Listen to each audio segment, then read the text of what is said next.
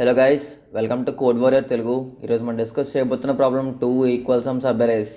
Okay, problem ఎలా solve చేయాలి చూద్దాం. ఇప్పుడు ఏమన్నాడంటే ఒక అరేని 2 హాఫ్స్ కింద స్ప్లిట్ చేయాలన్నాడు. ఆ 2 హాఫ్స్లో సమ్ అనేది ఈక్వల్ అవ్వాలన్నాడు. ఓకే, ఇక్కడ చూడండి 1 2 3 4 అనేది ఒక సబ్ అరే, 5 5 అనేది ఒక సబ్ అరే.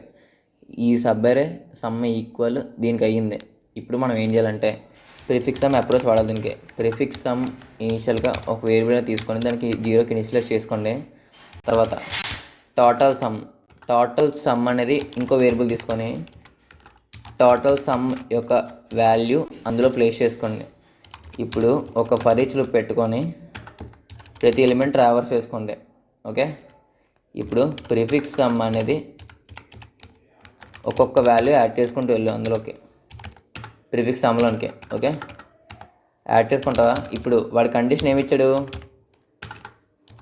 Total some minus prefix some చేస్తే ఏంటి, ప్రిఫిక్స్ సమ్కి ఈక్వలా కాదని అడిగాడు. ప్రిఫిక్స్ సమ్ ఈక్వల్ అయితే ఏం చేయమని చెప్పాడు? రిటర్న్ ట్రూ అన్నాడు. ఓకే, లేకపోతే ఏం చెప్పాడు? రిటర్న్ ఫాల్స్ అన్నాడు. అంతేనా? సబ్మిట్ చేస్తాను డైరెక్ట్గా, ఇంకేం మిస్టేక్స్ ఉండవని నమ్మకం. ఓకే, అయిపోయింది. That's it for today guys. Thank you.